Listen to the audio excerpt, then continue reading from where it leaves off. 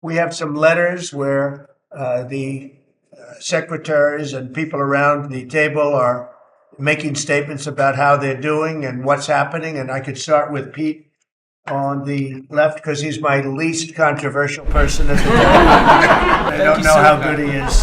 So we'll go around the table and you can hear it. And these are cabinet meetings where they're very open and transparent. And I can guarantee you Biden didn't do this. He didn't do this.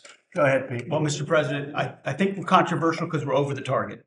And like so many things, Mr. President, you inherited a demoralized military that couldn't recruit, that was perceived as weak after what happened in Afghanistan and elsewhere because of Joe Biden. And what we have seen since your election and the inauguration has been nothing short of a recruiting renaissance. It hasn't been decades since we've seen this kind of recruiting in the Army, the Navy, the Marine Corps, the Air Force. The men and women of America want to join the United States military led by President Donald Trump. And the police, by the way. Absolutely. And fire.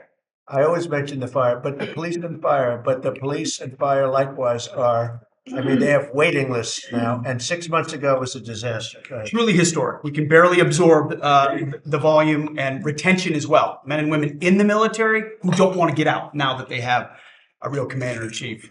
We're reinforcing standards. We're going to be fit, not fat in our formations. We welcome back all the folks that were forced out because of the COVID mandate.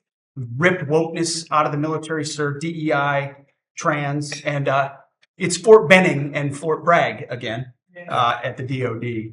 We're rebuilding the military, sir. The Golden Dome is well underway. F-47, reassuring allies and deterring enemies. We found nearly $6 billion in DOGE savings that we're going to reinvest, including $50 billion from the Biden administration focused on things like climate that have nothing to do with lethality and warfighting. And we will have, as you said, sir, the first $1 trillion budget that we plan to spend wisely on behalf of our warfighters.